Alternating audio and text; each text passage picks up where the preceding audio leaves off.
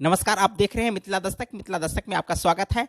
आपको जानकारी दे दें कि मिथिला दस्तक के माध्यम से आज सबसे महत्वपूर्ण घटना बिहार के घटना के संदर्भ में बताने जा रहे हैं कि सबकी नज़र आज बिहार की ओर है। तमाम मीडिया चैनल आज बिहार पर नज़र कराए हुए हैं, क्योंकि बिहार विधानसभा के रिजल्ट आने के बाद कई तरह की अटकलें लगाई जा रही थी कि बिहार में कौन बनेंगे मुख्यमंत्री, कौन बनेंगे उप मुख्यमंत्री। तो इन तमाम तरह की अटकलें पर अब लगाम लग चुका है, क्योंकि एनडीए की घटक दलों की बैठक में सर्वसम्मति से नीतीश कुमार को मुख्यमंत्री चुन लिया गया है। जहां उप मुख्यमंत्री के लिए लगातार कई दिनों से बीजेपी के खेमों में टूटने के कारण और उन खेमों के बीच जो लगातार संघर्ष चल रहा था कि उप मुख्यमंत्री कौन बनेंगे, तो ऐसी तमाम तरह की अटकलों पर लगाम लगाने के लिए रक्षा मंत्री राजनाथ सिंह जी बिहार पहुंच करके इन तमाम अटकलों पर लगाम लगाए हैं। और लगभग तय हो चुका है कि एनडीए की तरफ से उप मुख्यमंत्री के तौर पर सुशील कुमार मोदी ही होंगे।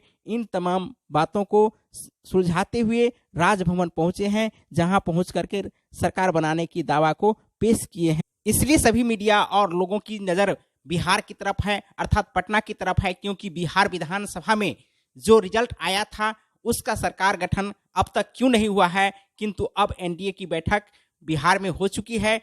साथ में बिहार के एनडीए घटक दलों ने नीतीश कुमार को अपना नेता चुन चुका है। ऐसे में अब यहां से राजभवन तक पहुंचेंगे, जहां मुख्यमंत्री के साथ ही सरकार बनाने की दावा पेश करेंगे। साथ में जो बिहार में अटकलें थी कि कौन बनेगा मुख्यमंत्री, कौन बनेगा सीएम, तो इन तमाम अटकलों पर अब लगाम लग चुकी है, क्योंकि मुख्यमंत्री के तौर पर नीतीश कुमार को एनडीए घटक दलों ने चुन लिया है और उप मुख्यमंत्री के रूप में सुशील कुमार मोदी का नाम भी लगभग तय हो चुका है। अब राजभवन पहुंच चुके हैं और वहां अपनी दावेदारी पेश कर रहे हैं। तो ऐसे में अब देखना है कि किस प्रकार की राजनीतिक रुख अख्तियार होगी। तो आइए हम आपको दिखाते हैं, जहां बिहार विधानसभा को लेकर के विभिन्न प्रकार की अटकलें लगातार देखने को मिल रही थी। बिहार के लोगों को यह पता नहीं चल रहा था कि बिहार का मुख्यमंत्री कौन बनेगा, क्योंकि बिहार चुनाव का रिजल्ट 10 तारीख को आ गया था। आज 16 तारीख हो चुकी है, किंतु अब तक रुख अख्तियार नहीं हो चुका था कि बिहार का मुख्यमंत्री कौन बनेगा, उप मुख्यमंत्री कौन बनेगा। ऐसे ही अटकलें लगातार लोगों के बीच सस्पेंस बना हुआ था।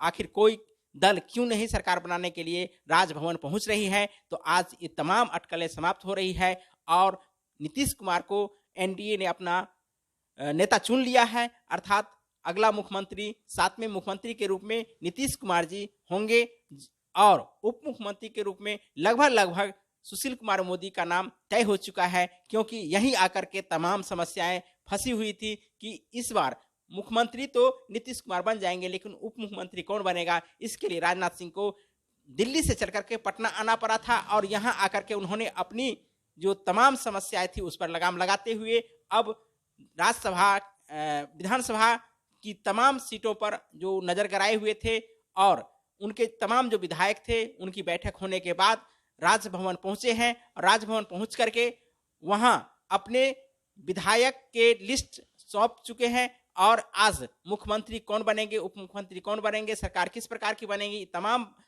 बातों को लेकर के राजभवन पहुंच रहे हैं, अपनी दावा पेश कर रहे हैं। तो आपको देखना है कि बिहार का अगला मुख्यमंत्री नीतीश कुमार जी किस प्रकार की राजनीति करते हैं, क्योंकि पिछले 15 साल तक लगातार खुल करके अपना शासन किए हैं, किंतु अब उसी प्रकार शासन कर पाते हैं या एक रिमोट कंट्रोल जो होता है चुनावी सियासत में, वैसा अब मुख्यमंत्री का रोल अदा करेंगे।